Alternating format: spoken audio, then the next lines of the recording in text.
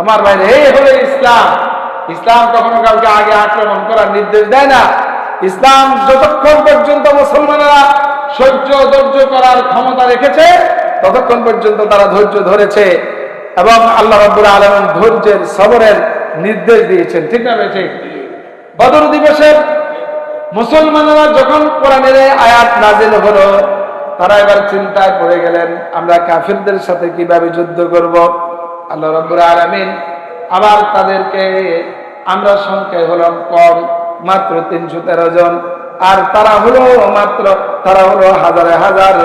আমরা মুসলমানরা কিভাবে তাদের সাথে যুদ্ধ করব, একটা চিন্তা আসে কিনা ভাই? আল্লাহ রাব্বুল আলামিন গোপনে নবীজিকে জানিয়ে দিলেন, ওগো আল্লাহর নবী, আপনার সাহাবীরা যেই চিন্তা করে তাদেরকে আপনি অভয় দেন,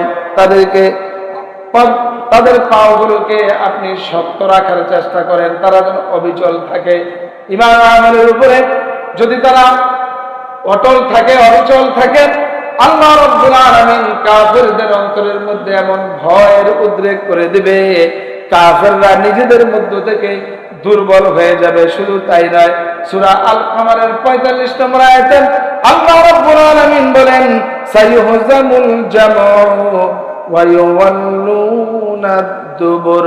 আল্লাহ রাব্বুল আলামিন বলেন, অচিরেই এই কাফেরের গোষ্ঠী, এই কাফের দলেরা, তাদের দল যতই ভারী হোক না কেন, তারা পৃষ্ঠ প্রদর্শন করবে, পিছের দিকে তারা পালিয়ে যাবে, আর মুসলমানদেরকে আল্লাহ রাব্বুল আলামিন বিজয় দান করে দিবে। বলেন, এই ঘটনা শোনার পরে মুসলমানেরা এখন কি আগের মতো আর দুর্বল আছে? দুর্বল নেই। তাদের ঈমানের পাওয়ার আরো বেড়ে গেছে, যে আল্লাহ রাব্বুল আলামিন নবীর মাধ্যমে বলেছেন আমাদেরকে কি করবে? সাহায্য করবে। সাহায্য আল্লাহ তাআলা করেছেন কিনা? ও ভাই, কোরআন সাক্ষী। সূরা আল ইমরানের 123 নম্বর আয়াত আল্লাহ রাব্বুল আলামিন সুন্দর করে বলতেছেন, ওয়ালাকাদ নাসারাকুমুল্লাহ বিবাদরিন ওয়া আনতুম আযিল্লাহ ফাত্তাকুল্লাহা লাআল্লাকুম তাশকুরুন। সুবহানাল্লাহ বলেন। আল্লাহ রাব্বুল আলামিন বলেন, নিশ্চয়ই আল্লাহ তোমাদের সাহায্য করেছেন, বদরের যুদ্ধে তোমাদেরকে সাহায্য করবেন। বদরের যুদ্ধে তোমাদের, আমাদের কাছে এখন কথা হলো, বদরের যুদ্ধে কে সাহায্য করেছেন?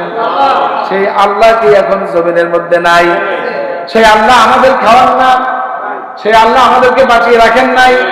সেই আল্লাহ ফিলিস্তিনের উপর কিভাবে বুম মারা হচ্ছে, ছোট ছোট শিশুদেরকে হত্যা করে শেষ করে দিচ্ছে, সেই আল্লাহ বুঝি দেখেন না?